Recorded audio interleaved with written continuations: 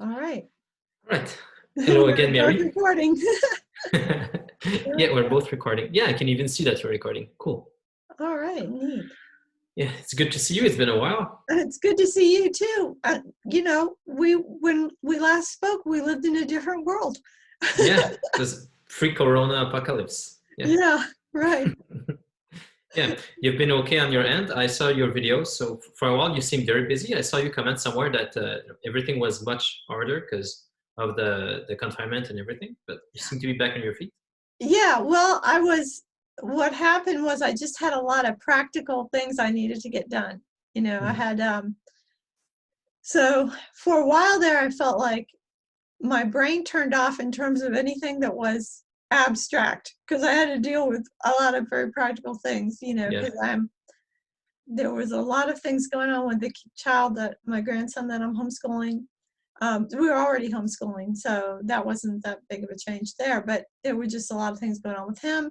And then my first thought was, how do I get my house prepared? If I get stuck here for a long time, how do I get I wanted to make sure I had, medical stuff that I needed, in terms of thinking, if someone in my family got sick, how would I take care of them?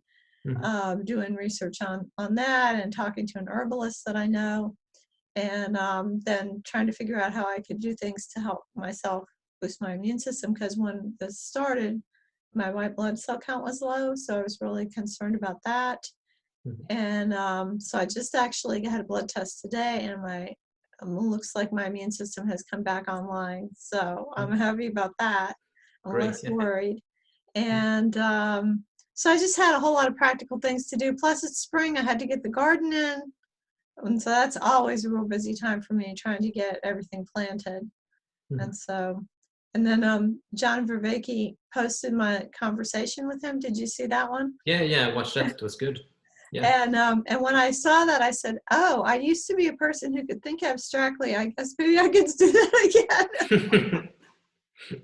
So, how about you? What's happened with you? um, the corona thing didn't impact me that much. It was weird at first. For like the first 2 weeks, there was a real strange vibe going on. But what I ended up doing was we started working remotely. It's not that big a deal for me because I work in tech, and Uh-huh. I had already worked remotely before when I spent several months in Europe. So that was sort of an okay change. I ended up just moving back in with my parents though, because I didn't want to be alone in my apartment. Uh, Yeah.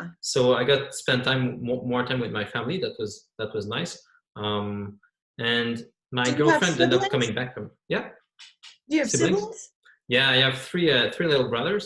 Oh, Uh, I have one who is working up north in construction, and he didn't have to come back. He sort of only had a few days when they suspended like construction, but he's back normal now, so he didn't have to really come back.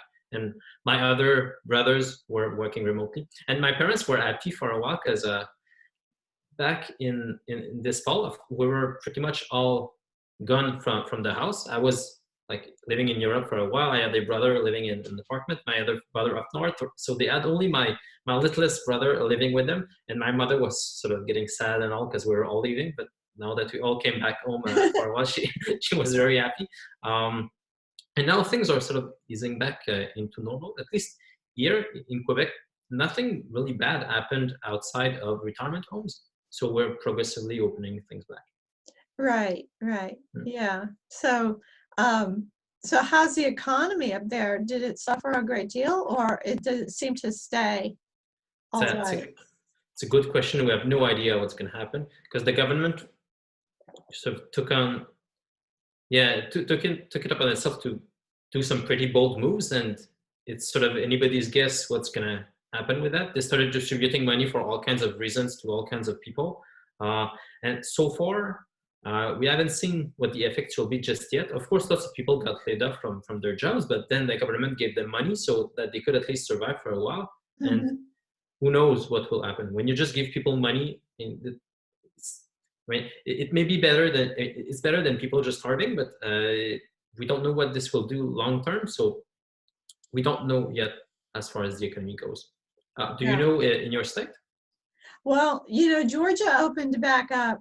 It was one of the first states to open back up, and it was one of the last ones to shut down. And so in my area, I'm outside of Atlanta, so we didn't. I still saw a lot of people going. A lot of people were working. A lot of businesses seemed to be remaining open, Mhm. but in Atlanta, which is the largest city that I'm near, I'm the closest big city. Mhm. They kept shutting down. They kept things shut down for a much longer time. They started earlier, and they're only just now cranking a lot of things back up. And so I don't know what's going to happen with that. For one thing, I don't know if the cases will start exploding. I don't know if there's a lot of businesses that shut that won't be able to open back up, and how bad that's going to be. I know that in the New York area, it looks like, from what I see on the news, that a lot of people are trying to get out of the city and go buy properties away in other states nearby, or in other areas of New York that are not in New York City. So I don't know if us being in more of a suburban area, if that means that we'll have a lot more people influxing from Atlanta. Mhm. So I don't know how it's going to affect things like the real estate in our area, and like the value of our home and things like that. I also hope that we don't end up seeing a lot of crime because of the economic downturn. So it's, things are very up in the air. There's been a Mhm. lot of odd things the one thing, okay, so you talked about the people getting the money, getting the Yeah. money to spend when they were laid off work. And I was listening right when the government started talking about doing that. I was listening to something by the Cato Institute, and somebody was saying, oh, this would be a bad time for the government to give people money, because we don't want people going out and spending money. We're trying to tell them to stay in. The government shouldn't be giving them stimulus money now. And I was like, what?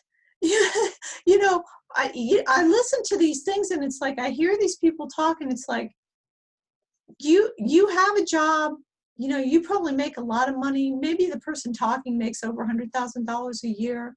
You're not making, $30,000 a year and having your bills suddenly start piling up, you know, and that's what I hear a lot. There's a lot of, in the United States, there's a lot of pretension that we're a very egalitarian country, Mhm. and that we don't have a class system like they do in, Britain or something.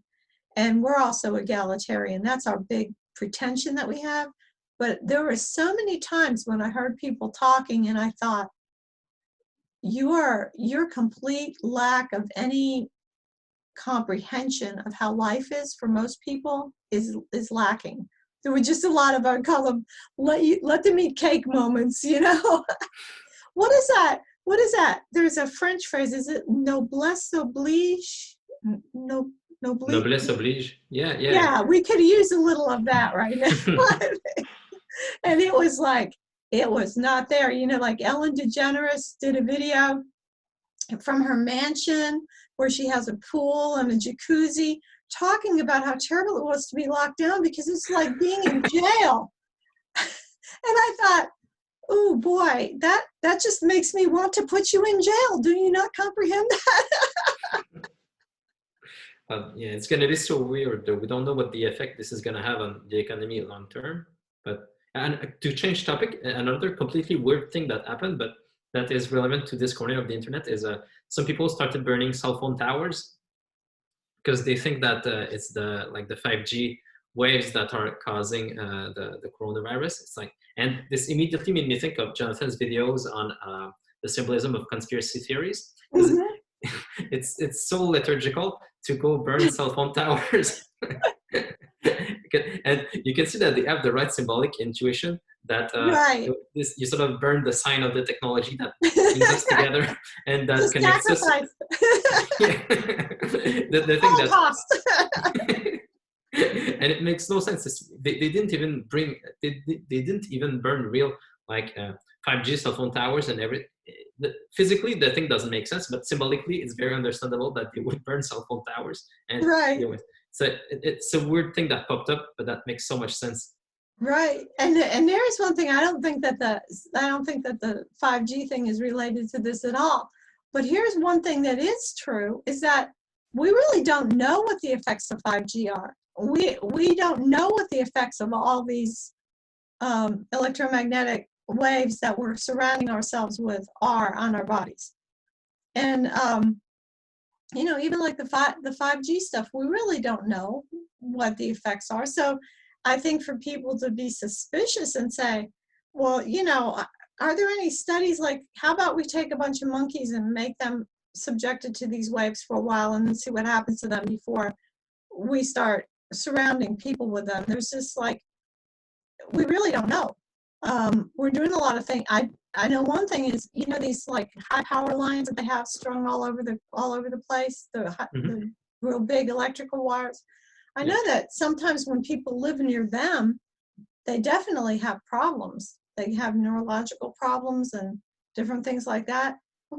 There's a lot that we don't know, and there's a lot of just a very cavalier attitude, because most of the people who make the decisions about where all these things are to be, they're not near them. They're wealthy and they can live in kind of exclusive areas, and they're not subjected to a lot of the dangers and hazards of things that they're perfectly cavalierly ready to subject other people to. So it is very weird. I don't know what's going to happen economically either. So but I have to be the voice of in this corner of the internet, I have to be the voice of the microbes in the chickens. Yeah. Well, it was strange also during Holy Week to have everything be remote. I saw one interesting, I think it was a tweet I saw somewhere of someone posted the fact that last year, I think just a bit more than a year ago, Notre Dame burned and it was empty during Easter. And then this year, all of churches were empty during Easter.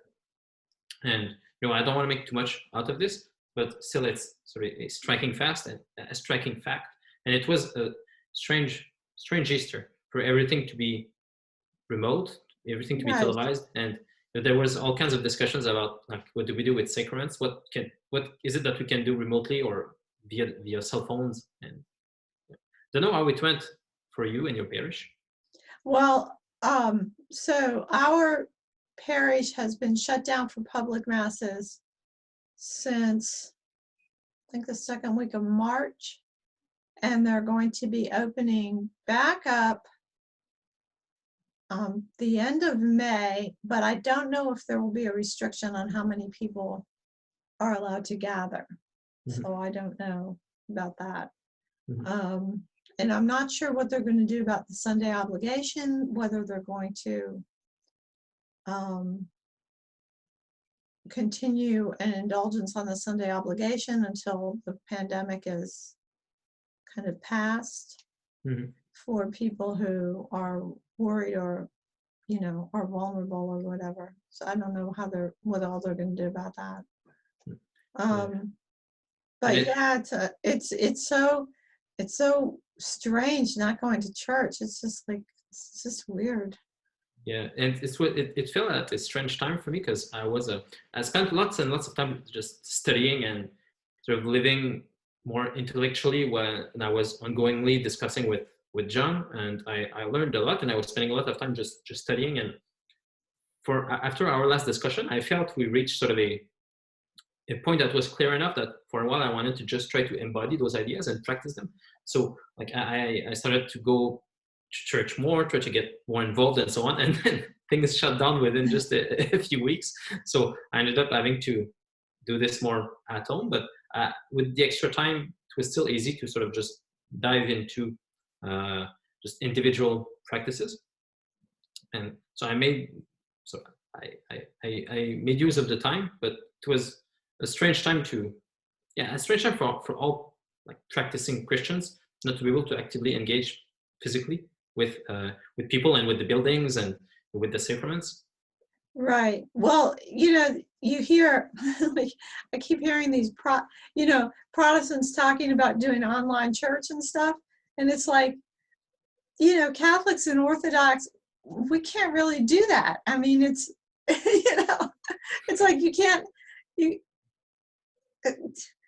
I, you're missing the whole point. If you're not meeting physically, it's kind of like, it's just, yeah, you can make spiritual communion and you can observe. I will say, watching a mass, this doesn't really do anything for me. For me, it's better to read the mass and the missal than to watch it. I don't, I know some people really, they enjoy watching the mass. That doesn't really. I feel more spiritually connected if I'm just, reading it in the missal and saying doing the prayers myself than watching it feels so strange. Oh, that's interesting. I haven't tried just reading it. I typically watch it, and if I can watch it with people, then it helps. Feels more like church. And Oh if I yeah, can set myself up with sort of like icons and other objects, can help. yeah, But yeah, I should try reading it as well. yeah. Well, let's see. So this is not last December, but the December before that, I had surgery, and then I had to stay home from mass for several months because I had, my white blood, my immune system was pretty much destroyed, and so my husband was actually bringing me communion. So what I would do is, while he was at church, I would read the missal, and then he would come back home and distribute communion to me. So that was kind Yeah, of neat. yeah, that's Um, beautiful. yeah. So anyway, well, we'll see what happens. So, all right. So you wanted to talk about Ariagena? Yeah, I think last time we spoke with John, you ended up messaging me saying that you had questions about Eugenia and our connection to nature. Mm-hmm. And so that if you have questions, I'd be happy. And also, we could later talk about the problem of evil and suffering. Because I read something from John Paul II, and it made me think about a bunch of stuff we've been discussing, like around panpsychism and so on. Okay. Okay. Well, what do you want to do first? I'd go with Eugenia first. Okay. Did you see my last video that I did about the food system and the soil and all of that? The fourth one on the chickens, I didn't watch Right. that one. No. Okay. So, so anyway, in that video, I'm really talking about, I'm trying to take the connection of the stuff we do at home, in terms of gardening or chickens or something, and like pan out and put it in the context of like the whole economy and our soil, how we're related to it, how our gut microbiome is related to the soil, the microbes that live in the soil, how they affect us, they affect our physiology and our psychology. And we used to have in the United States, we used to have an agrarian agriculture, and it's turned into an industrial agriculture. But one of the things I said in there is that you cannot treat living things industrially. You can't. It's like saying that one illustration I used was like a kindergarten teacher. Like to say, to maximize the efficiency of the kindergarten, instead of having 12 or 15 kindergartners in the class, we should have 300. And yes, of course, if we put them in cages and give them drugs, maybe the teacher can manage them. But that's kind of like, if you think about that, we wouldn't do that because we know it's not good for them. For the children, it would be disastrous. Well, you can't manage living things in the same way that you manage industrial processes, because the industrial processes can be scaled. They can be scaled up, and they're extractive. So like, I use the example of a silver mine, how you can extract everything out of it. You don't have to treat the mine in such a way that it keeps producing more silver, because it's not going to. You're just going to extract as much as you can get out, and then you're going to go to a different location. But living things are not like that. That's what we're trying to do with living things. We're trying to treat the soil and the animals as though they were not alive, as though they were these other non-living things that we deal with industrially. And that's a disaster. So, and so that was, where do you see this breaking down? Because let's say if I take the example of the children, and if we try to treat them industrially, like it would break down pretty fast. Like we would see the whole system breaking when the parents see what's happening to the kids, or just the hour from the teacher would stop themselves and so on. And when do you see something similar occurring with the chickens, for instance? Where is it that the industrial production will sort of blow up? well, I think it's one way it could happen is when we run out of topsoil. Because when we destroy all the topsoil, then none of us can eat. So that would be one way. you know. So Okay. hopefully we can back off of that prior to that, right?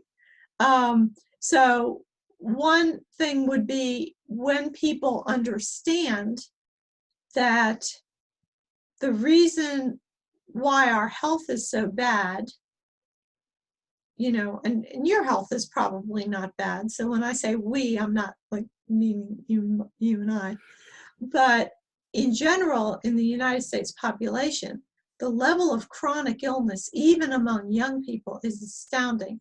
75% of American young people are not fit to join the military. They're that unfit. They either have chronic diseases or they have metabolic issues. They're pre-diabetic. We have a tremendous amount of ill health in our population. It's one of the things that's driving the numbers on this virus higher is the lack of health and the lack of immunologic health among the population. So people are more susceptible, and when they get the virus, they're more susceptible to having the bad effects of it. And we already know that this is happening differently in different populations. And the populations that suffer the most from diabetes and prediabetes and high blood pressure and all are the ones that are having the most issues with regard to this illness. So that could be one way into it, where people go, oh, it's the cost of it to our health is not worth it to have the cheap food. That's what I actually called my video. Okay, so you mean the fact that we produce chickens industrially allows us to have very cheap food? I mean, I talk about chickens, but it's true for all the food we produce. So by having it cheap, to those people to overindulge and develop all kinds of issues, and this could break this way. No, it's not that. It doesn't work that way. Like the food is cheap, therefore overindulge. Although that would be a logical conclusion, but that's not how the chain goes. The fact that the soil is depleted of nutrients makes the food deficient in nutrients. Okay. So the body, people are eating more because the food is not nutrient dense. So their body is constantly telling them that it's hungry, it needs something. They're trying to eat, but what they're eating is not going to satisfy them.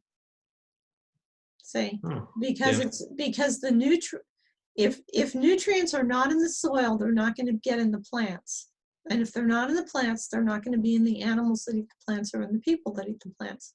And if they're not in the animals that eat the plants, they're not going to be in the people that eat the animals. So the whole chain is a chain of nutrient diminishment over time. And they've done nutrient assays of the vegetables, fruits and vegetables over the past like 30 years or even 50 years. And they can track the lower nutrient density of the food as it goes along.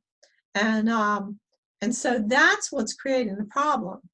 Oh, that's very interesting, because it's funny because my father used to sell like fertilizers and all of that stuff.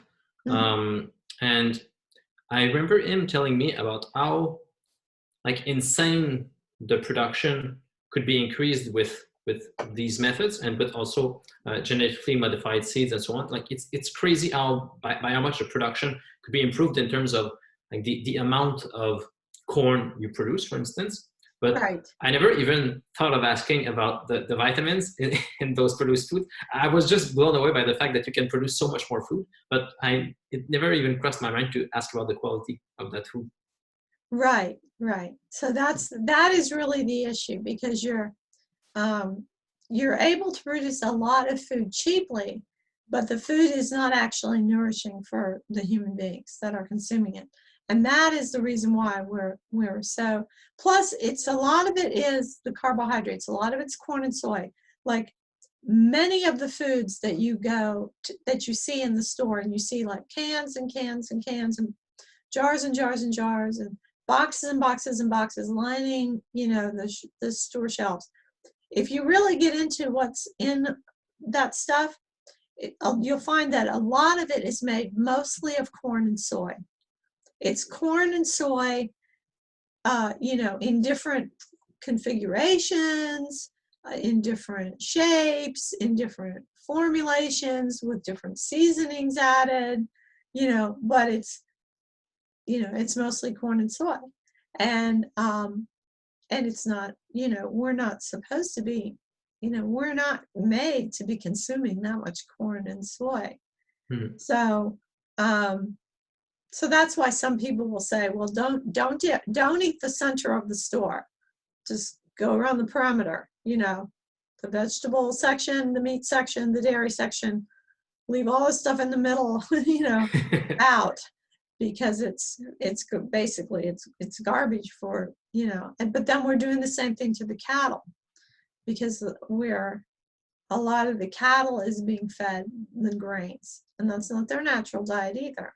So Mhm. then they tend to become sicker, and then they have to be given antibiotics to keep them not being too sick, so that they can be harvested.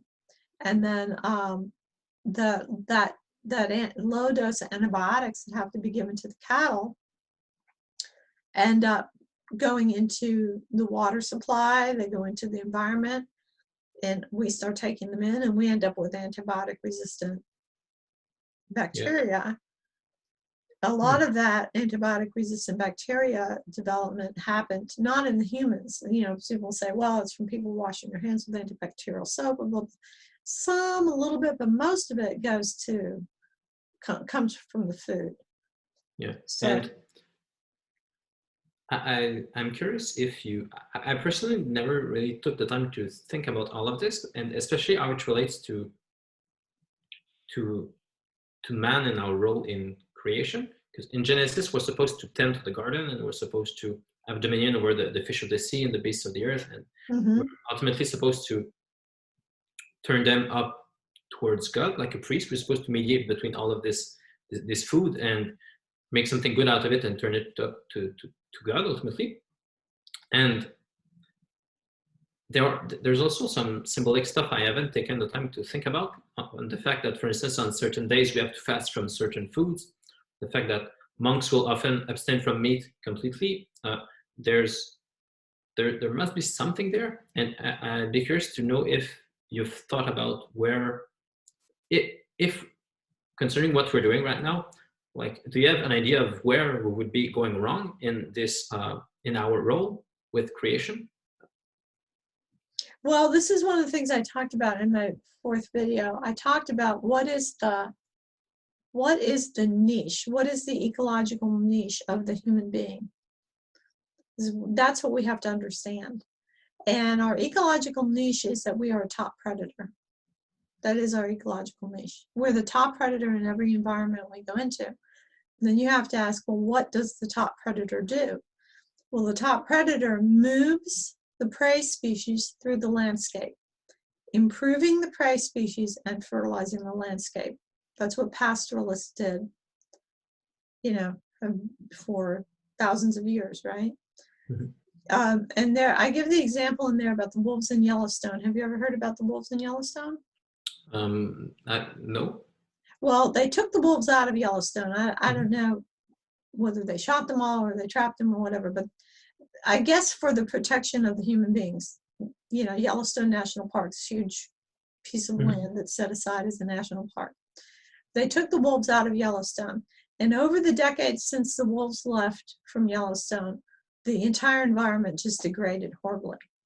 So what they finally did is they put the wolves back in Yellowstone. Because without the wolves moving, and there's a wonderful video on YouTube. If you just Google YouTube wolves in Yellowstone, you'll see the documentary about it. The wolves fixed the entire environment of Yellowstone. They brought back many species. They changed the courses of the rivers by preventing the overgrazing of the deer, by moving the deer through the landscape. The predator pressure moves the ruminant species through the landscape.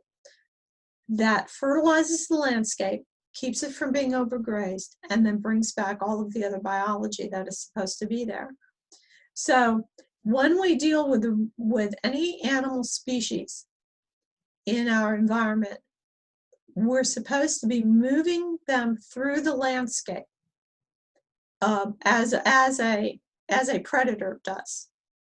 And when we do that, we fertilize that landscape. This is why this idea of going vegan, not eating any meat. And I'm not criticizing monks that do that because they're not trying to get everybody to do it. It's like a discipline or sacrifice for them. The fact that it's a sacrifice shows that it's something good that they're giving up, right? So it's a good thing. Yeah, and if they get sick, they will have to eat meat. Like they will do it if they get sick. Right. So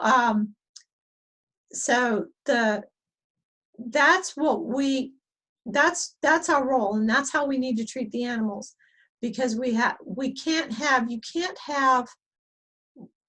what we have now, where you don't have the farming is supposed to involve animals and plants together. It's a system of animals and plants together, where you're constantly using the manure from the animals to regenerate the soil, to give the plants their nutrition. Instead, what we've done is we've separated all of the animal farming from all of the vegetable farming.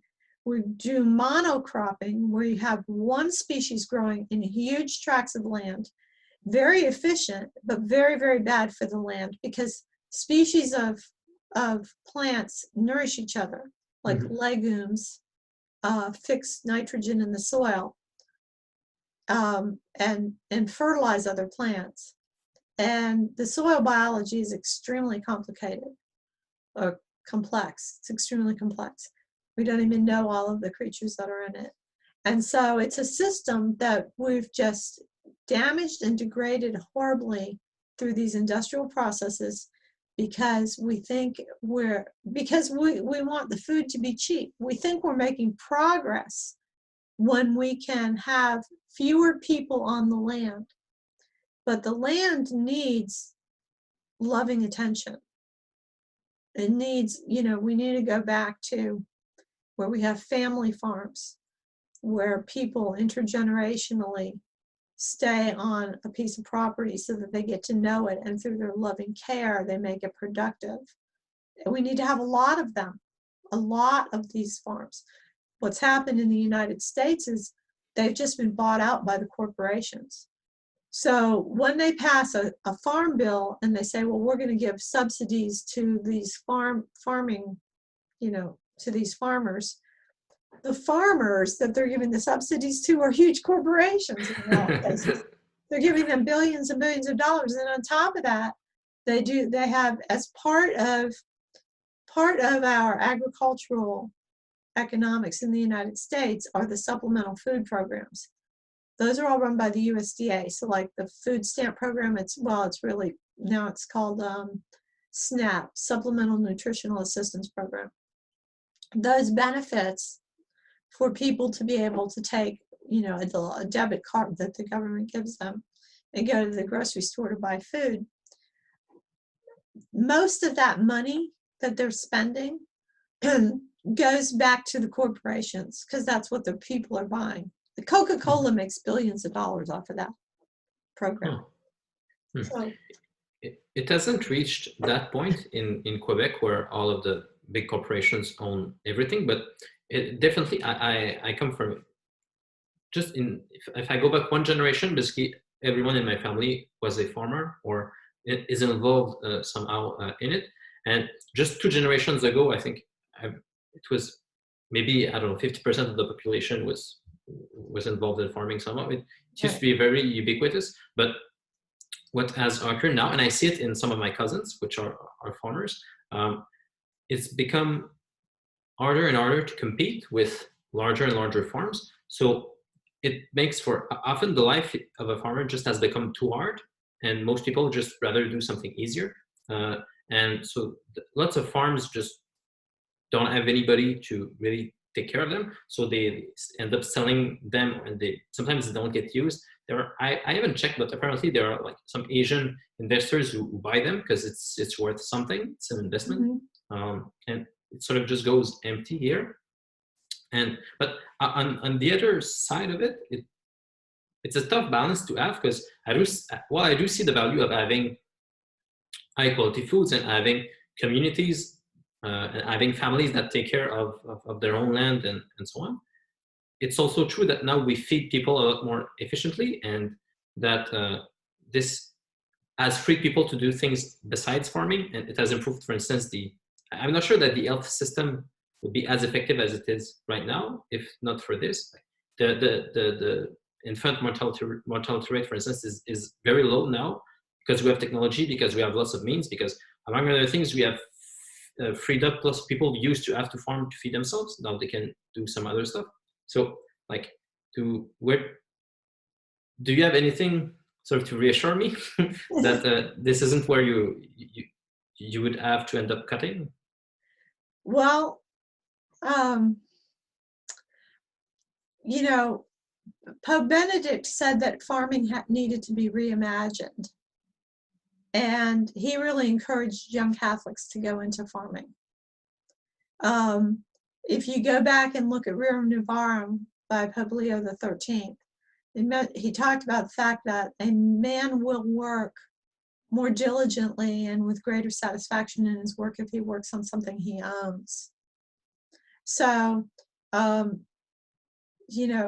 agrarian agriculture is something that has always been a backbone of the church. Pope Benedict said that the Catholic farming family needed to be restored to its central place in Catholic social teaching. Now, when have you ever heard a Catholic social teaching that mentioned the farming family? Never. Never. So it is a real problem. Think about this, in Poland, the Polish bishops have been just beside themselves because, now listen carefully to the countries that I name, because the Polish farmers have been selling their land to Russian investors so that they can go work in Germany. Think about that. Think about that. Russia, Germany, Poland in the middle. The Polish farmers selling their land to Russian investors, Russian agribusinesses, so that they can be freed up to go work in the industries in Germany and make more money. That's crazy. What 2 world wars failed to accomplish in destroying the Polish people's identity is happening voluntarily now.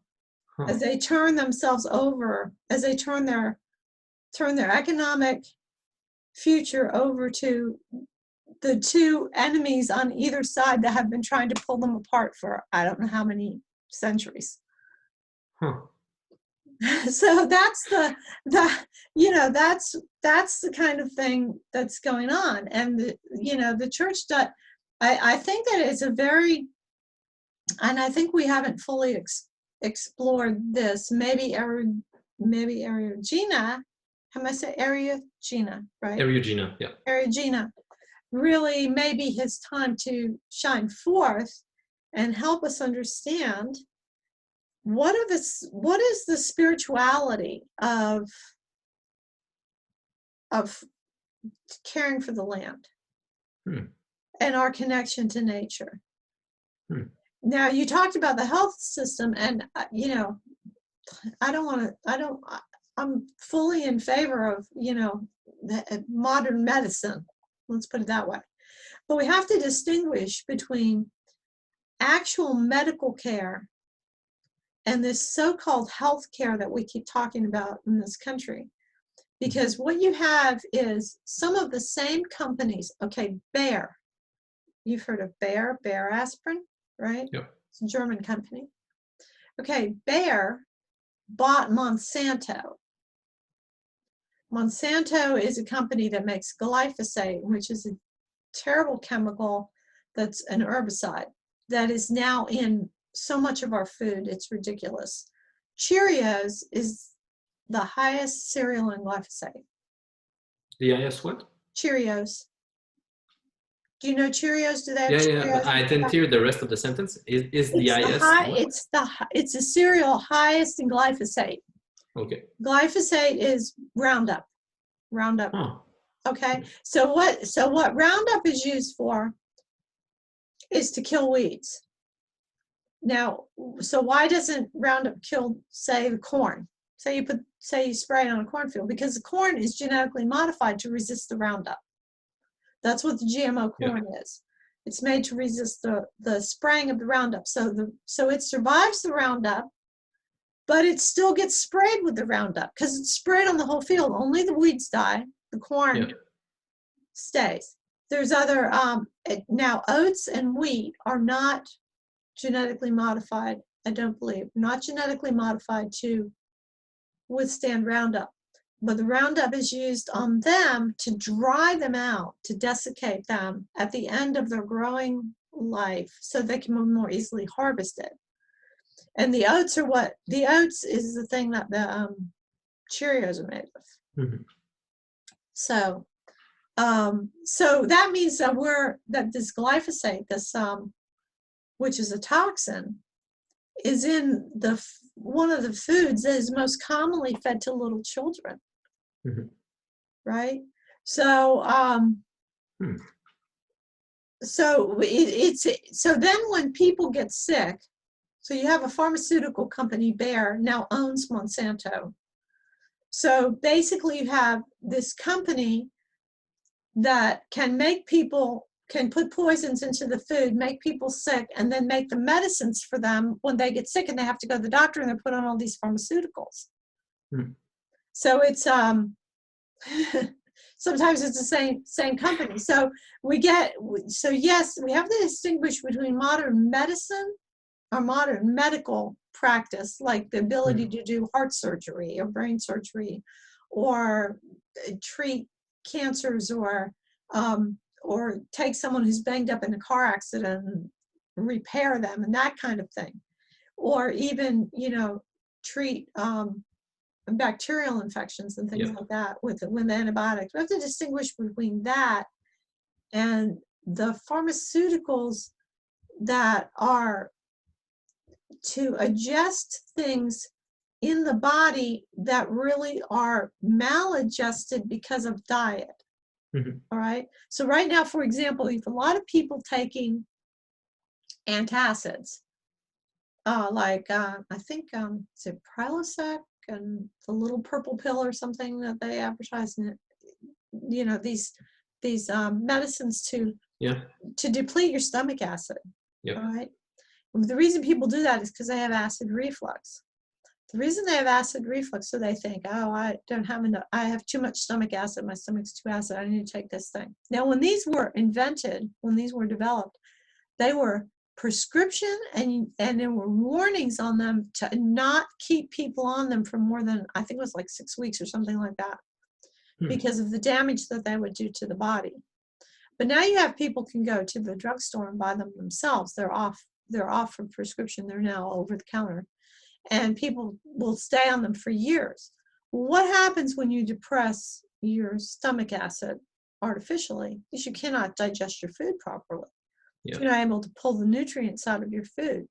And so your food that's going from your stomach to your small intestine is not in the right condition. It's not in the right form that it's supposed to be. It hasn't been broken down the way it's supposed to be. So then people start getting the bacteria that's supposed to be in the large intestine comes up into the small intestine because of the environment there, and then they have this thing called SIBO, small intestinal bacterial overgrowth.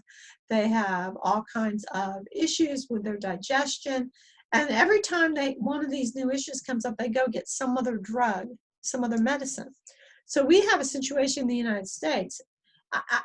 I keep hearing this, and it seems unfathomable to me that it would be true. That says that the average person over 65 in the United States is on a dozen prescription medicines. And I think, oh, that can't possibly be true. That's ridiculous, But I actually know people that are on a dozen prescription medicines. Like, how does this happen that you just keep going to the doctor with these complaints and they never go, well, maybe, what we need to do is we need to adjust your food. Your diet you're eating a bunch of crap, and that's why your body's so out of whack, and all the natural systems of your body are out of whack, and they can be readjusted. We know that type 2 diabetes can be reversed. People have been doing it now for years, reversing type 2 diabetes by means restoring metabolic health by going off of, onto a low carb, high fat diet. We know that the food pyramid that the government told us was how we were supposed to eat. We know that that's completely bogus.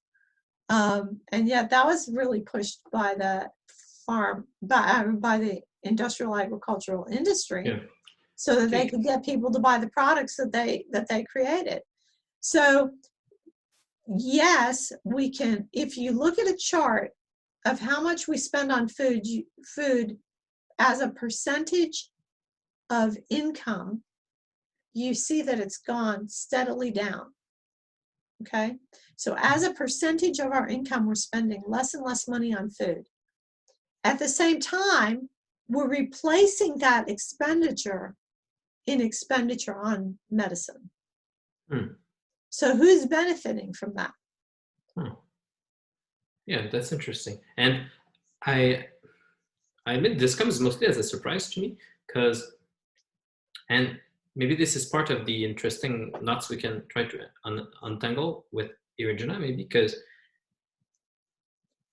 I never really thought to look deeply into this. And it's even, for instance, I read quite a bit of Irigena, and I haven't seen anything that expresses very precisely, let's say, our place within the agricultural system, because maybe it seems,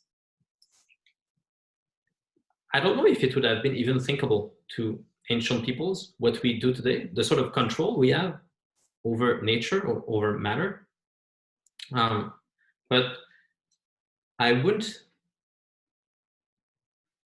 It seems to have become very natural for us to look at food, at animals and vegetables and so on as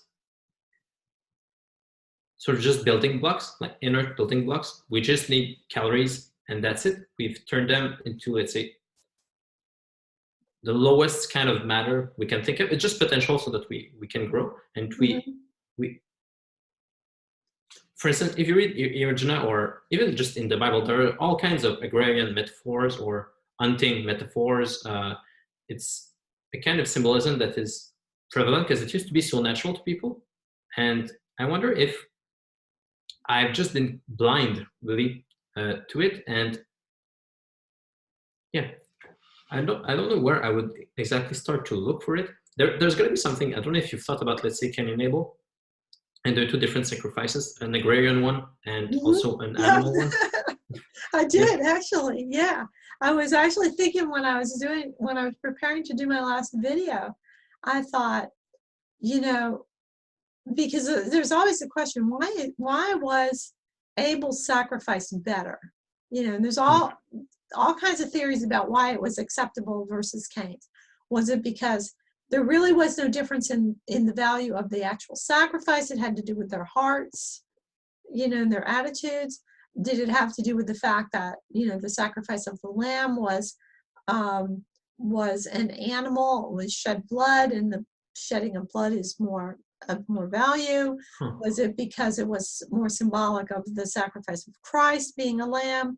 Um, what was it? What was it? And I did think, well, you you needed to have the animal.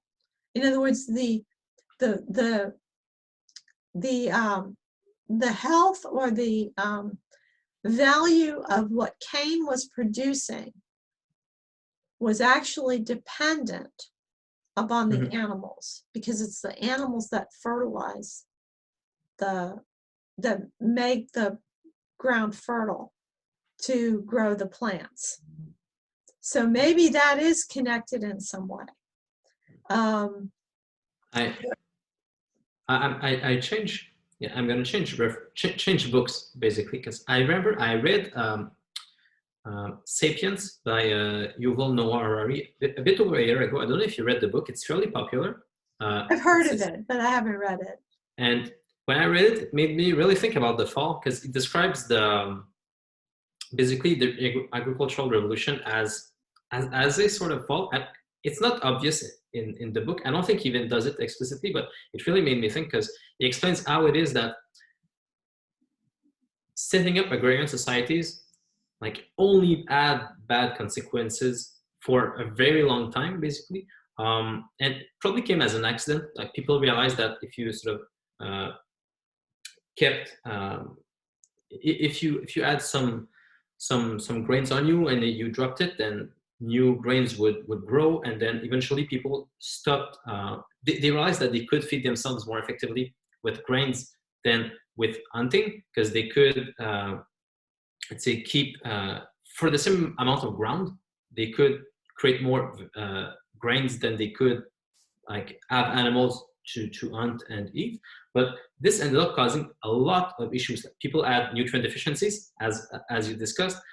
You were able to create like more, let's say, densely populated, more dense populations, villages. But the villages also, because they were now very dependent on the weather, so famines were more frequent. So there would be more famines. There would be more conflict between the clans. Whereas this apparently was very uncommon back in nomadic societies when people were just like hunting and just instead of actively planting seeds and actively being agriculturalists, when they would like they would pick fruits and so on, but they wouldn't actively dedicate some land to plant stuff. And this allowed us to create ultimately civilization. It allowed people to come together in larger numbers because you could feed more people. Uh, but it traces like the fact that people had to work more and more. People grew shorter because they were less healthy. All kinds of bad consequences occurred, and it's sort of a microcosm of what's happening, of what I think is happening right now. If I follow what you've been telling me, at the large scale of our modern agricultural practices. But the thing is that once we had started doing this, we couldn't really go back because now we were feeding a lot more people with small pieces of land. And if we were to try to go back to hunting and just picking, the population would have to dwindle to, let's say, 20% because we could use the land more efficiently with agriculture. So this made me think of the fall because yeah, instead of just having before the fall, the work that Adam and Eve do seems fairly easy. They have to just tend to the garden. They have dominion over the fish, over the animals, and so on. But after the fall, then they have to yeah, Adam has to work the ground with the sweat of his brow, and so on. The earth will produce thorns and thistle to resist him. Also, soon after that, we have Cain and Abel, and then obviously the sacrifice of the earth isn't accepted by God. So there may be something there of like going towards like an exploitation of nature that was not as originally before the fall, leads to the sort of issues which we see in Genesis and then maybe today. Does it sound like there's something there? I'm sort of taking out and trying to explore the What was symbolism. the first action of Adam after he is kicked out of the garden? I would have to look. Do you know it by heart? I do. You want to look so you could be surprised? Yeah, that's a good idea. I can look. I mean, did he? Is that when he knew Eve? No. No, not yet. Let's see.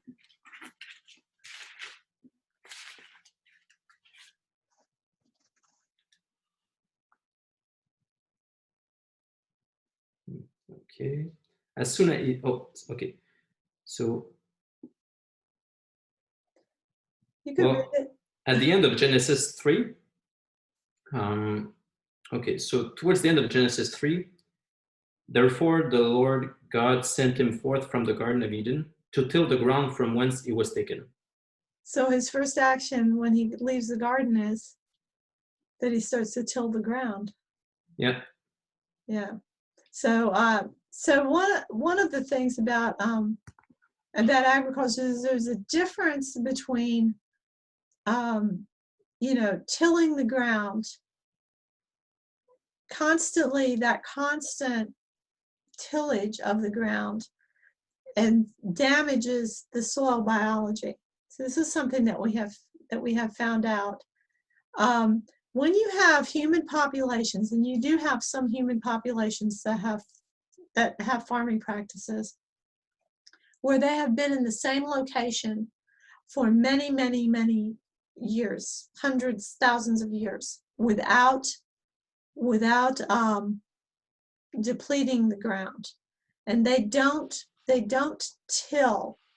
They rely much more on permanent or perennial crops for their plant needs. They don't rely so heavily on these annual crops, and they don't and tilling of the ground. Now in Israel, God had actually told the Israelites that they had to let their ground rest every 7 years. They could not go in and be plowing up that ground all the time. So there are practices that where you can produce food and you can at the same time care for the land. There are practices like that. But here's what they're not. A couple of things they're not. They're not maximally profitable. You cannot care for the land in that way and at the same time have the mentality that what you're supposed to be doing with the land is extracting the maximum profit out of it. Because then you deplete it. Then you're treating it like that silver mine that you're going to get everything out of and you're going to leave it depleted. Okay? You can't do that. You have to treat the land in a way that is constantly, where you're constantly regenerating it and you're caring for it. And there's a number of practices that do that. One is, like I said, mixing the animals with the crops, or mixing the animals, you know, having animals on pasture and then growing crops there for a while and then putting animals back in and going back and forth so that you're constantly regenerating that land. There are practices like growing some permanent crops amongst, like growing crops near trees, having trees, you know, that are permanent, you know, in other words, not relying solely on annual crops. There's a recent development that's very encouraging, and that is the development of a perennial wheat. Some agronomists in the United States have been working on the development of a permanent wheat. I think it's called Kernza. And it would be grown in a field with legumes. So it's not monocropped. The legumes would be, you know, restoring the nitrogen to the soil. And because it's a perennial, it would be sequestering carbon, because it would be growing an ever deeper root system as its lifespan went on, rather than the wheat that has to be just tilled up and or completely destroyed, and then the land gets tilled the next year. So that's why I'm such a fan of permaculture, because that is the whole point of permaculture, is to have an agrarian system that can be permanent, that is very productive, but that is not destructive of the land. But it does require that you not have the attitude toward the land that you would have towards that silver mine, for example. Yeah. You cannot have an extractive mentality, which now, when you think about, this extractive mentality and how it goes through like all of the levels, right? Because if people have an extractive mentality toward the land, toward the soil, and you think about the connection of the human body and the soil, all right, then you might very well have an extractive mentality towards the health of your fellow human beings, where it's like, it's perfectly okay for me to sell food to make a profit. Like, I would be willing to sell food to you that is not healthy, that does not nourish you at all, as long as I can make a profit out of it. Really what I'm doing then is I'm extracting your health for profit, just like people will extract the health of the soil for profit. All right. And then, if I'm, in the pharmaceutical industry, well, I can, then I can produce drugs that's ostensibly supposed to be helping you, but really, in a lot of cases, we know that there are simple dietary changes that can be made that would solve these problems, but the doctors are not instructed in them, because no one has a financial interest in instructing the doctors on how to instruct the patients to make these changes. Yeah. The financial interest is in the pharmaceuticals. Yeah. So a few things from Erigena popped into mind, or even from his whole area of metaphysics, that maybe could be helpful. There's an idea, and you can find this in Aquinas and a bunch of other thinkers, that human nature, like you have a hierarchy of different souls. Like there's the mineral soul. There's matter from rocks. They have a certain organization from just matter into certain rocks, certain minerals, and so on. Then you have vegetative souls, like trees, like plants, and so on, who are alive but they don't move. Then you have animals, which are vegetative but they also move. Right. And then finally you have animal souls, which are animal souls but which also have a spirit, which can also have an intellect. And maybe and you can see this in Erigena, and I bet you could find this in a bunch of others, but human nature is supposed to fulfill all of those other ones. We're supposed to gather them all up and turn them all to God, not only in that we eat them, but also that in some sense, human nature contains all of those other kinds of natures as well.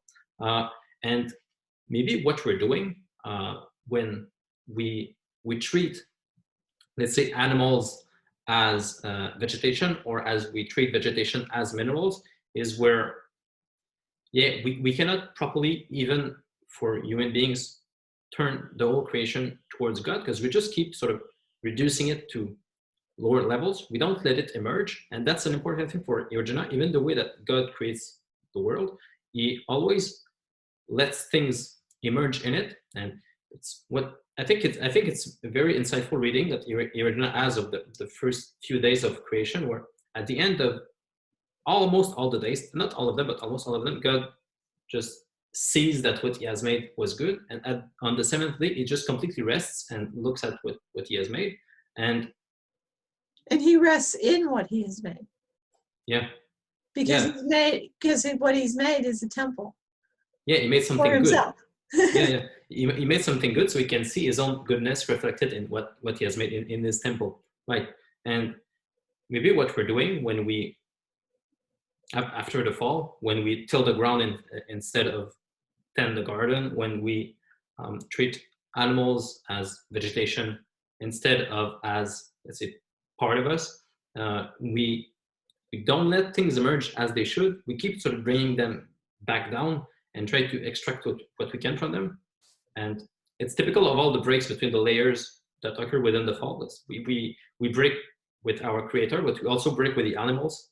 We break with with vegetation. We break with just the earth. Even the simple fact that we die is that our matter doesn't obey our spirits. So yeah, there seems to be something there with Imogen after all, maybe. Yeah.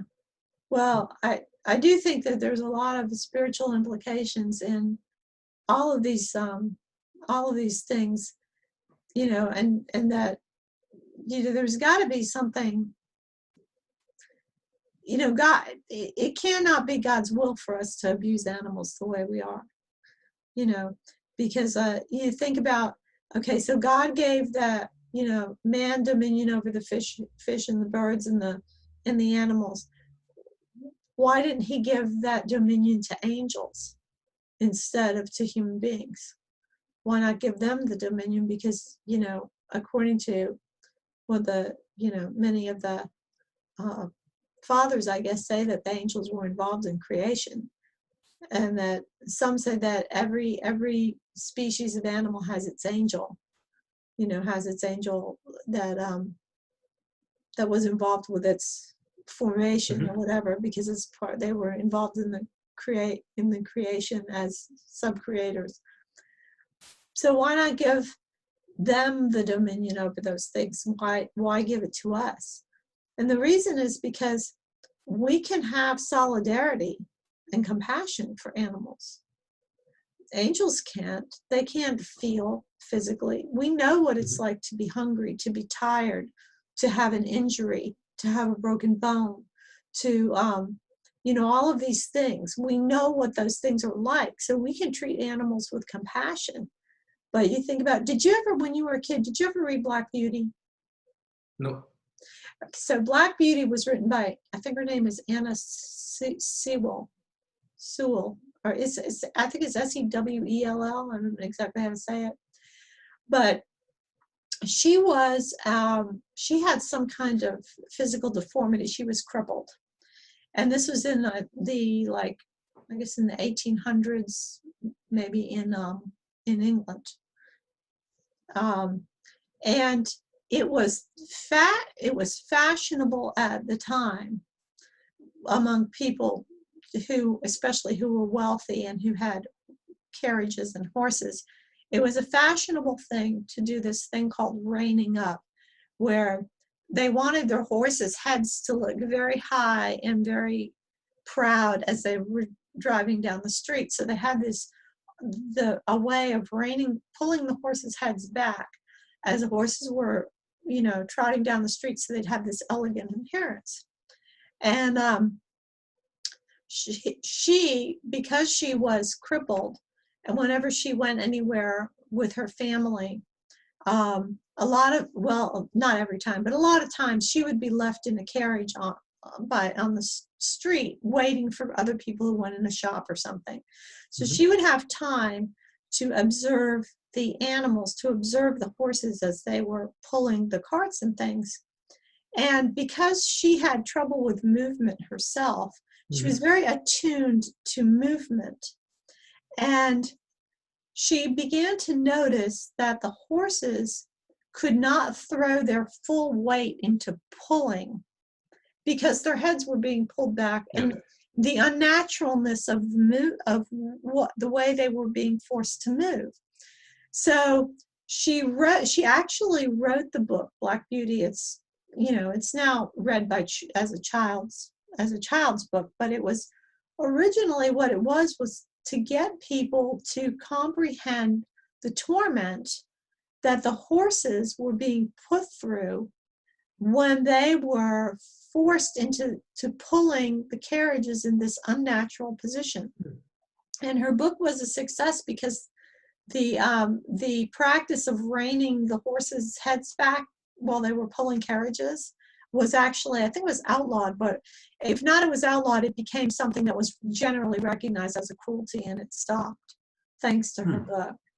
But so that shows that, you know, the compassion that humans can have towards animals is because we have bodies. You know, we have animal bodies, and so we can sympathize with the animals. You know, and it's the same thing. It's like the incarnation, like it says that Jesus could sympathize because he was incarnate. He could sympathize with us in our weakness, and we can sympathize with the animals and the things that they go through. Yeah. And there's going to be something also with the Eucharist, the fact that, and there's probably something mysterious also with the way in which all of physical nature somehow exists in man, including animals and vegetative souls. That, you know, Christ can even become just bread and wine, like the bread being the sort of the lowest ranking on the food ladder, just even unleavened bread. He can somehow sanctify bread to the level of God, can even raise bread to this level. So if, you know, if even that lowest piece of the food ladder has to be divinized, to be raised up to the highest, we should probably, you know, not treat cattle as minerals, and we should probably not treat the vegetation as minerals either. Right. Well, you know, when in the Eucharistic prayer, we do call it, we say, the fruit of the vine and work of human hands, and the fruit of the earth and work of human hands. So it's this cooperation. It's a cooperation between us and the earth. It's a cooperation between us and the vegetable organisms, right? Yeah. So, you know, that is the vision I think that we should have, is that cooperation. Have you ever read anything by Hildegard von Bingen? No, very little. I know just a bit about her, but I haven't read her stuff, no. Well, she was an herbalist, and you know, she had a great vision for the completeness of creation as a kind of like as a building of God, you know, and of our place in it. You know, she's a wonderful person. If you're exploring Regina and you're interested in this idea of our place in the cosmos and in nature, you might want to look at some of her stuff. I remember a funny story. At some point when I was in Europe earlier last fall, I visited a lot of churches, and in one of the churches there was an exposition on Hildegard van Hildebrand. Oh, really? Yeah. No, Hildegard von Bingen. Von Bingen? Huh. The nun from like the year 1000. I think I just messed up the names, but okay. I got messed up with the theologian or philosopher. Right. But and the funniest thing I remember from that exposition was a story where there was some dispute with the papacy, and she was invited to give a speech to the bishops and the Pope, and she sort of just gave a very rough homily, and she ended up like saying that they were living in a feminized age and so on. She just went on a big rant. Apparently, it's she would freak out if she saw what we do today. But yeah, she was given permission. She was given permission to preach, and she preached all around her area of Germany where she was. She had correspondence with many theologians and even with princes and popes and all kinds of things. She was quite the person. You know, she was very extraordinary. She wrote music. Her visions were painted, you know, and they're quite extraordinary. And she's another one who I think is kind of starting, you know, some of these ancient thinkers were way ahead of their time, and they're starting to come into their own. I mean, she was she really believed that God had put into the plants and even into the minerals and things, all the healing that we needed, you know.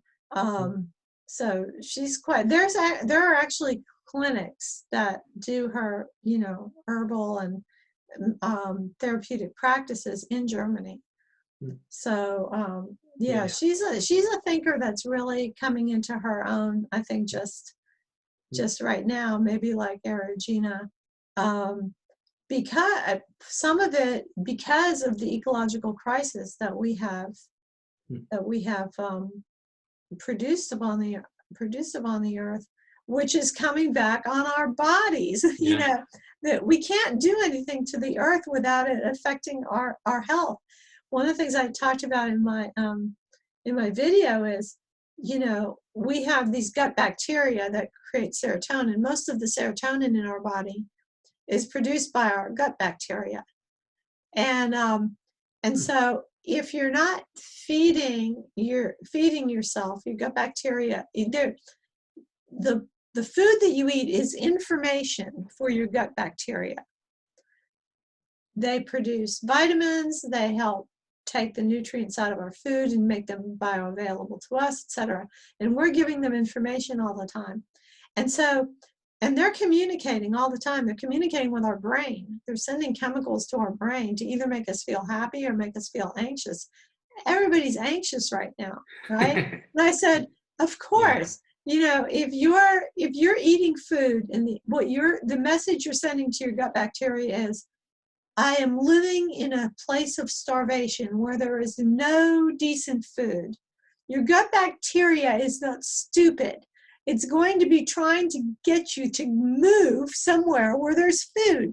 It's going to make you feel anxious. It's going to make you feel like you're in an insufficient situation. You're not going to feel content. You're not going to feel happy because your gut bacteria is trying to get you to go where there's food. You know, and so I think that's a lot of the cause of this, like, such a we have this pandemic, but the pandemic of anxiety and mental health issues that we have is because people are not being fed decently. I mean, they have a lot of food to eat, they have a lot of calories, but it's not nutrient rich. Yeah, I feel like we could talk about this for so long, but I'd like to talk a bit about the problem of evil.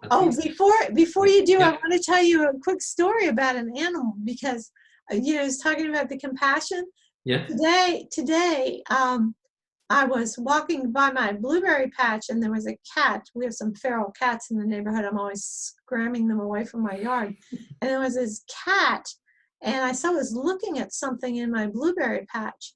And so I scrammed the cat away, and then I saw this little movement at the base of the blueberries, and there was a large black, it's either a rat snake or a king snake that was tangled up in the bird netting. I have some bird netting on my blueberries to keep the birds from eating the blueberries, and it had gotten tangled up in the bird netting and was trapped. So I sent a picture of it to my husband, and he came from his job. He works so close by, and we got the snake out from under the blueberry bush.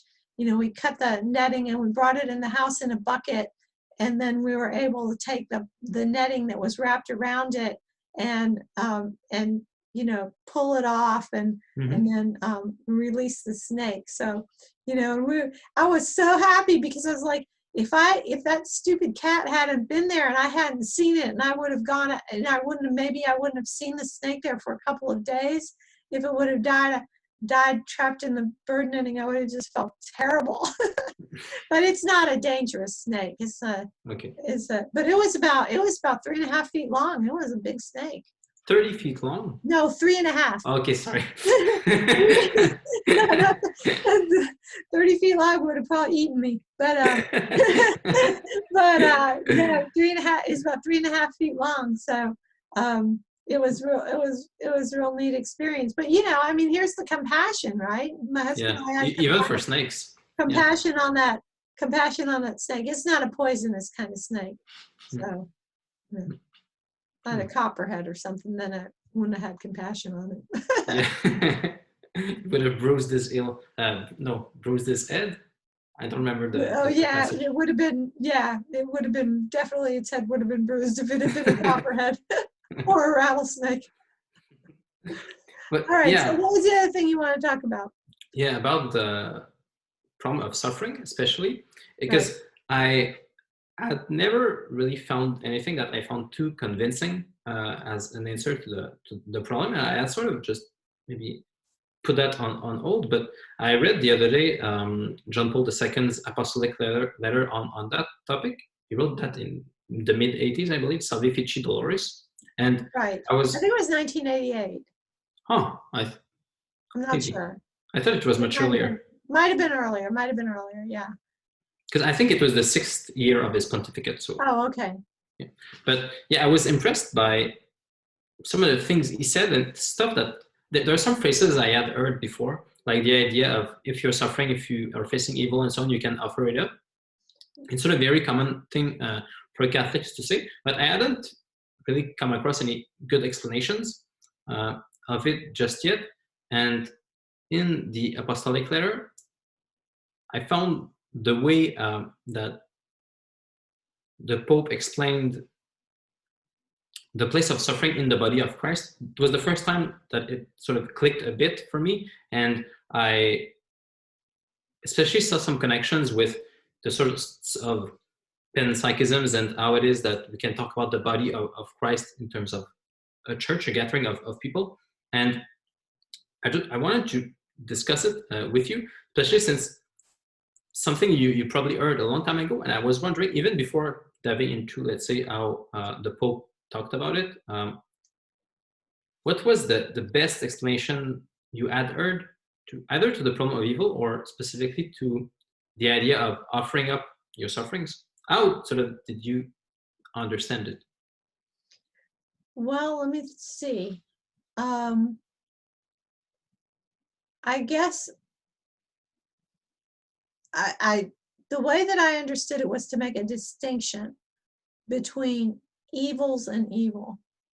So there's a lot of things that we suffer that are evils, like we call them natural evils, right? Like Mm-hmm.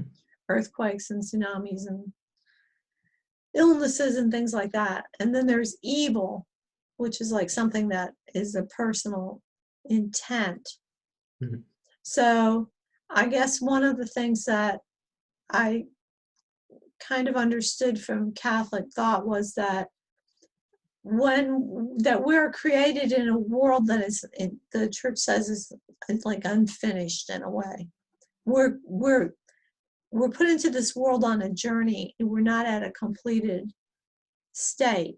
And this incompletion is a kind of imperfection, and there's gonna be natural evils in the world. It doesn't mean that creation is not good, Mm-hmm.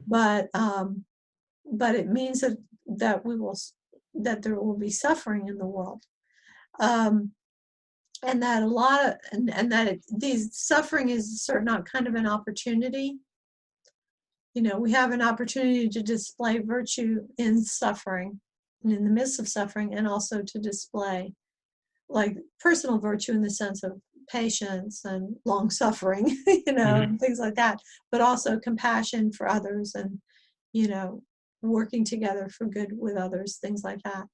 But then there's evil that causes suffering, like that the natural evil that we would encounter in the world from all of the natural things that befall us is greatly compounded by human sin, greatly.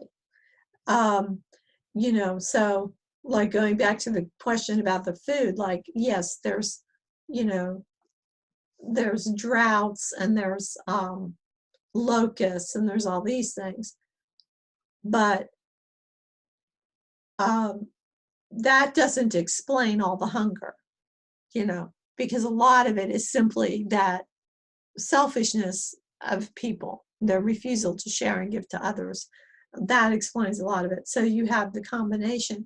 So always the human evil sin compounds the natural evils and suffering that Mm-hmm. that we are subjected to. Yeah. And, Christ subjects himself to limitations, the limitations of a human being. And he walked on a rocky road, maybe sometimes in bare feet. He suffered the heat, he suffered thirst, he suffered, the Son of Man has nowhere to lay his head. He suffered laying on hard ground, being cold, being hungry, all of those things. He suffered those natural evils. Then he also suffered the evil of the human sin, again coming against him and destroying his life as a man, Mhm. an innocent life, taking an innocent life, which is the ultimate evil of human beings do. And so, but all of that he then raises up, so he overcomes it all. I Yep. think of it sometimes as a way of God saying to us, I know that it's hard.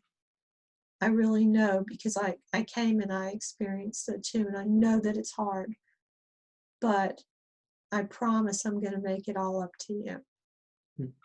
You Yeah. know, and Yeah. that is what I believe, and I believe that is God's message to us. That at some point, like St. Paul says, we'll look back on the what we suffered in this life, and we'll see it as momentary and light. Mm.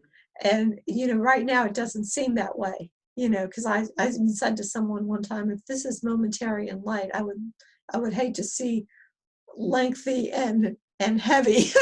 Yeah. But I do believe that Christ took it all upon himself, both the natural evil and the evil of sin, and his promise to make it all up to us. And even already, because you mentioned the fact that in the next life we would see all of the good that was in there, but already saints see this. So, for Mhm. instance, Saint Paul wrote in a bunch of places that I think first thing that the Pope quotes in his encyclical, Saint Paul wrote, "I now rejoice in my sufferings for you, for I complete in my flesh what is lacking in the afflictions of Christ for his body, which is the church." So, like, Saint Paul already rejoices in his sufferings because he is already uniting it to Christ's suffering. So it's not just the fact that, let's say, Christ 2,000 years ago experienced the whole span of human suffering. It's also that in the mystical body, like St. Paul wrote, and also what the Pope explains, we can also today be sort of grafted onto the suffering. We can unite our suffering to it and also receive the corresponding joy. And I guess what clicked for me, seeing it this way, especially, is that the idea of the church as the mystical body, something that I can actually imagine from a panpsychist point of view, because otherwise, I wonder what's going on psychologically for some people that I talk to, or are already quite, let's say, find already quite emotionally compelling the fact that Christ 2,000 years ago endured all of those sufferings, and that, as you said, you can see this, and that the message is that then we should endure that as well. But this, for some other people like me, it seems a bit too distant. Like, it's not as compelling as if I can take it that right now I can unite my suffering, even today in 2020, to Christ's suffering 2,000 years ago, and that those moments are like those two sufferings, although they're separated by 2,000 years in secular time, in higher time, they're actually like very close. And we can some you can see this in Augustine, and I like the way that Charles Taylor explains it using Augustine, that distinction between secular time and higher time, the way in which, like, for God, the whole of human history is one thought, is one action. And there are there are certain IS moments where he acts more clearly, where his thought is made most manifest, like during creation, during the crucifixion, and also during the redemption. Those sort of moments are the reach highest in time, whereas instead of history just being sort of a flat surface of secular time, some moments bear more clearly God's mark. They're sort of the main intentions beneath this whole story, and we can actually even today be raised up to those moments as well. So Charles Taylor would say that, for instance, this year's Good Friday was closer to the crucifixion on Mount Calvary 2,000 years ago than it was to this very day today, because in higher time, the Good Friday and the crucifixion reach sort of the same points in higher time. They point to the same thing. And we can also think it, and you can see this sort of idea in panpsychism as well. The way that, for instance, when I think of something, I think of a plan that I will execute in, let's say, 5 seconds. The words I'm saying, for instance, right now, there are some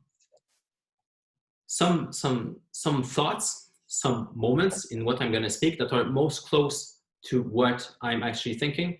A few words that manifest more clearly what I want to say, and the others are more just sort of fillers in lower time that their habits I've built up and so on, but they don't manifest as clearly my thinking, where some other of my thoughts, let's say in the sentence I'm just saying right now, I had a few words that, like now and I maybe, that were closest to what I wanted to say, and the others are lower there.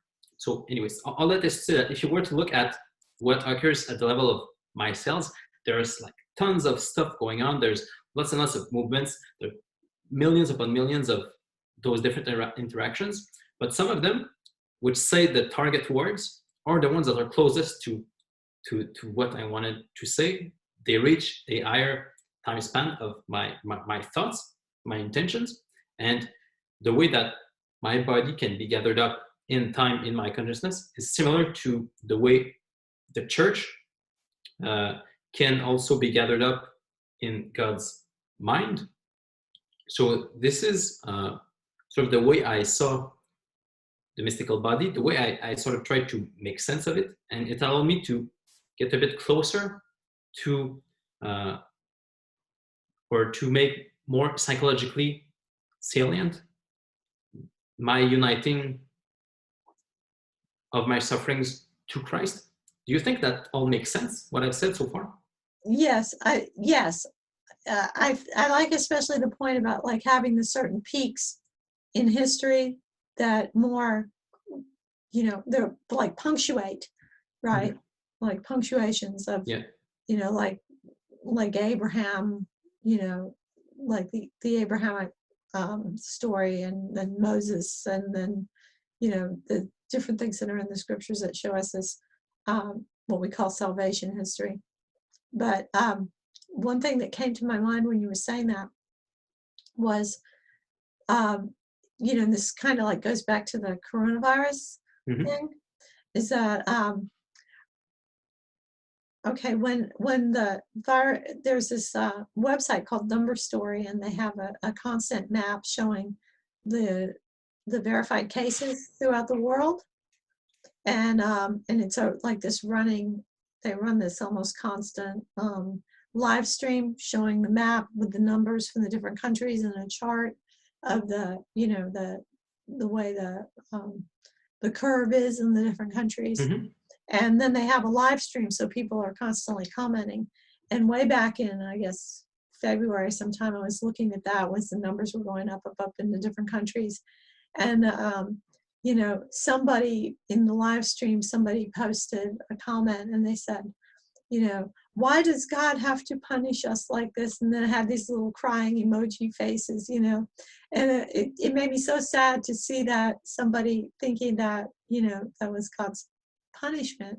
And so I liked in the encyclical where John Paul is very clear to say that it's that the evils that befall us are not, they're not completely divorced from punishment, because sometimes they are the result of punishment, but many times they're not.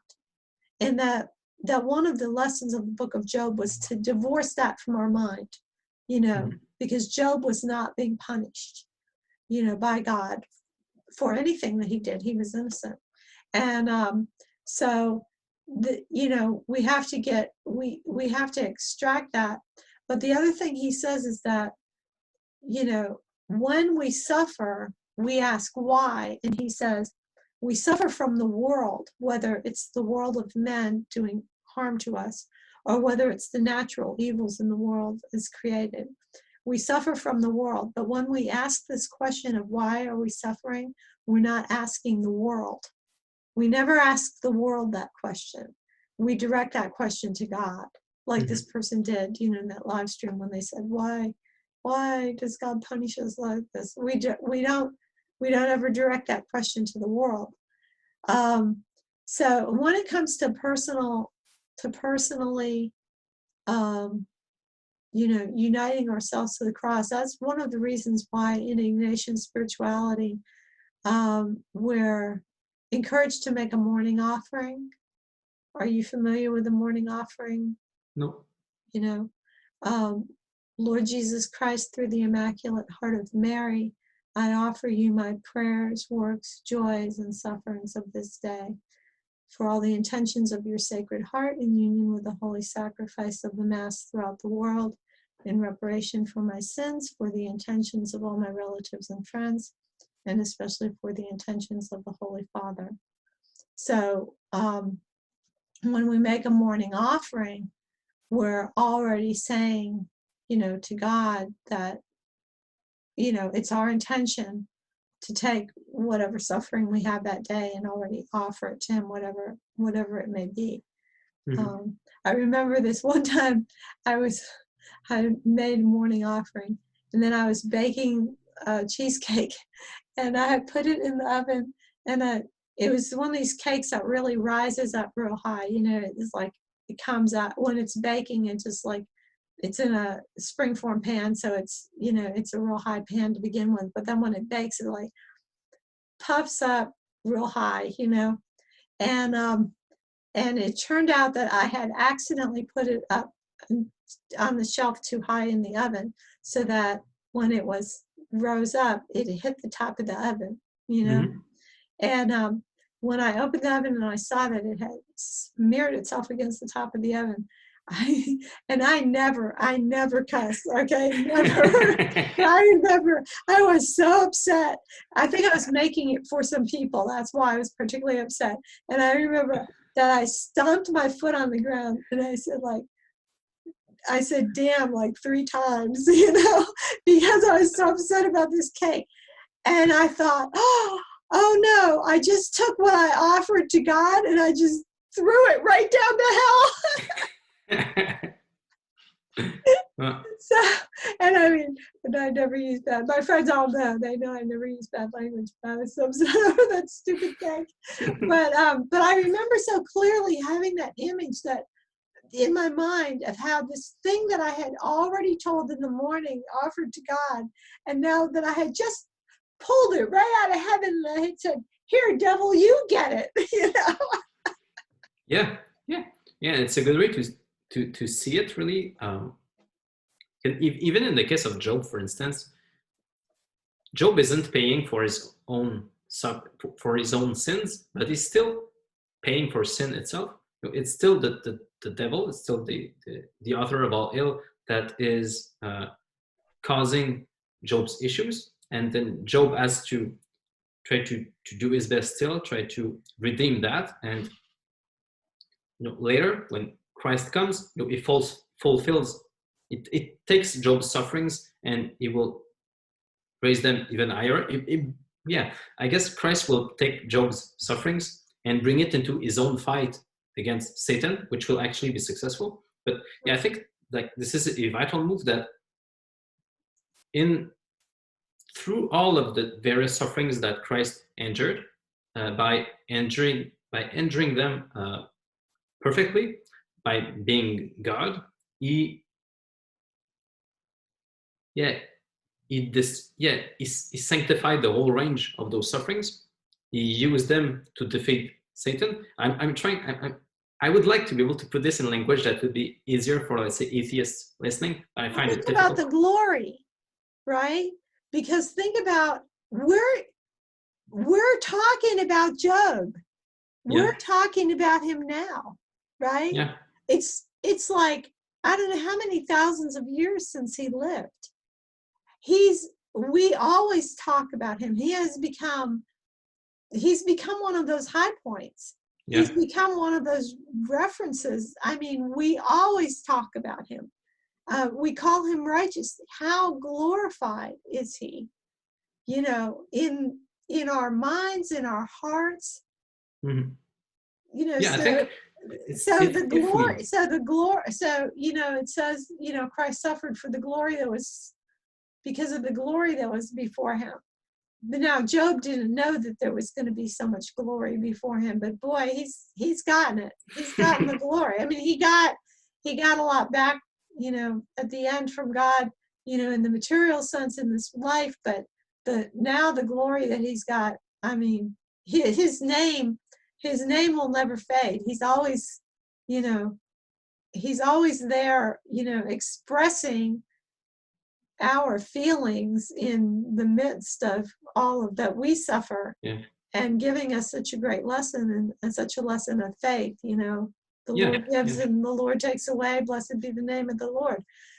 So If we um, see, especially since the story of Christ himself is so beautiful, it's so compelling, that once we see how beautiful um, that path was, that path of taking suffering on forthrightly, um, it helps sanctify all of the other kinds of suffering. It's something that, let's say, Jordan Peterson makes a lot about, and I think he makes it very compelling for lots of young people. That's why he's been so popular, of taking on this idea of, okay, so you have we all have different sufferings in our lives, and then he gives us a story where someone took on that suffering well, and he allows us to see that this is beautiful, and by uniting our own story to that larger story, we can see how our story can also be beautiful like that higher story as well. And say, to go back to Christ and Job, by with the story of the incarnation and the crucifixion and the resurrection, we can see how beautiful that is, how beautiful that sinless suffering was. We see that people who do the same are sort of gathered up in that same beauty. They're gathered up into that same fight against original sin. So that Job gets gathered up in that, and he has all the glory you talked about. And so will the saints after Christ as well. So will his martyrs, and even people today who are just sick in a hospital bed, and it's not clear that they're suffering because of original sin. It's not clear that they're suffering because of let's say an actual um, sinful human being in front of them. Like some in the case of Saint Paul, for instance, was who got his head chopped off because of Nero. It's clear that, okay, like he was fighting, he was a martyr directly for Christ against Nero, and that his sacrifice actually helped the church grow tremendously. So he was involved that way on on the fight against suffering. But even for other people, like I was trying to say, someone who is just in a hospital bed, laying there for months, who is in agonizing pain, that person is still involved in the same fight. Her suffering can still be gathered up in the same way. And I was actually listening. YouTube is so good at making recommendations. Sometimes I was listening to a talk by a Dominican priest who goes to hospitals and so tries to explain this to people. And he said the sort of same thing I mentioned briefly earlier, that lots of people say that they have to offer it up, but they don't know what it means, so it's not effective. but he tries to explain it in terms of the liturgy in the same way that, and he goes through this slowly with people. You've been to mass so many times, you know this. He will go through this slowly, but I'll do it faster. But he explains to them that in the same way that the priest can gather up the bread and the wine and offer them up to God, he'll explain to them that, well, after going to mass all of those times, you've ingested those elements, you've become part of Christ. As a baptized Christian, you're part of the body of Christ. And when you're on your hospital bed suffering, there is still that Christ in you as a baptized Christian, as after having taken the Eucharist so many times, there is this Christ in you who is still offering you up in the same way that the priest is offering up the bread and the wine. And your suffering can be offered up this way. So the priest allows the patients to see how they're united to Christ's own suffering. He mentioned that some people like get full-blown ecstatic experiences when they realize this, that they can do something, that they're actually participating actively in something great, in the greatest story ever told. They not only does their suffering like turn into joy, sometimes it's full-blown ecstatic. So I just found this, very surprising, beautiful, and just wanted to share it. I guess Yeah. I got a bit carried away there. It is amazing how it not only that that in some mystical sense the suffering is transformed, but the person's experience of the suffering is transformed. Their own subjective experience of it is transformed. I was thinking about that a lot. I mentioned this when I did my video about the Corona apocalypse. I don't know if you saw that one. Yeah, Where I absolutely. talk about, the way that people are dying when they get the this illness in their lungs and they go on the ventilators and all that. The way they are dying is very much the way that Christ died on the cross, because Yeah. it's one of the effects of crucifixion is that not being able to breathe, you know, and the lungs filling up with fluid. That's what happened to Christ on the cross. And so I was thinking about this, that Christ is very close to everyone who is suffering from this illness, and that one of the things I think we all need to think about, especially those of us who may be in the more vulnerable population, is to think about, if we get this and we end up dying from it, or we end up very ill from it, what kind of attitude are we going to have? Because we could have an attitude of anger and resentment, and especially since it's looking more and more like someone actually did something to manipulate this thing in a laboratory to make it more transmissible to human beings, and we could suffer, or even suffer and die with resentment towards those people in our heart. Or we could imitate Christ and say, Father, forgive them, for they know not what they do. So we have an opportunity to really, those who are ill and their family members who suffered the loss, have the opportunity to really imitate Christ in this situation. And so I believe that is going to be, transformative, a transformative thing, because it's going to, not that it's a good thing, it's still an evil, but if people will not be resentful in that suffering and want, vengeance upon others, but be able to have that attitude of forgiveness. And in a way, we're all suffering from this thing. I think when the economic downturn is going to be bad, there's going to be a lot of suffering. People lose their retirement and things like that. Is that we all kind of have to fight being resentful, and instead be asking for, for God's forgiveness. not that we're suffering as a punishment. That's not what I'm saying, but asking God to forgive those who have brought this upon Mhm. us. And that might be a really good way to imitate Christ in his suffering, because that's what he did. So, Yeah, yeah. And what I like most is the fact that this imitation isn't just sort of something occurred 2,000 years ago and we imitate it today. Like this is connected in our time if we do it well. Like I like your story of the cake because it's so punchy. Like when instead of uniting your pain when the cake when the cake has it the top of the oven and it's ruined, when you instead of taking it as Christ would have done, once you just curse it and give it down to hell, as you said, you're not uniting that suffering to Christ when you just throw it down, as you said. And it's the same thing with the Corona thing right now. If we become resentful when we face that suffering, then we're throwing it down to hell. We're allowing this kingdom of evil to grow. We're just growing the problem, really. Whereas if we do what Christ did, we're not just copying him, but we're uniting ourselves to him in our time, and we're helping grow the beauty of his story. We help, as Saint Paul said, we help fill up what is lacking in the afflictions of Christ. We're filling it up in time. We're deploying it in time. yep. Well, we've been going for nearly 2 hours, so. Yeah, I think I stop I can stop the recording right now, and then we Yeah, can. well, okay, you can do that unless there's anything else you want to say to kind of wrap up, because I've really enjoyed this a lot. Yeah, it was really fun.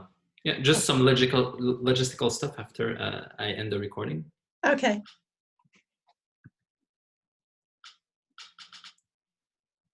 Still recording? Okay. Yeah, I ended mine. Okay. Do I have to end mine? I guess.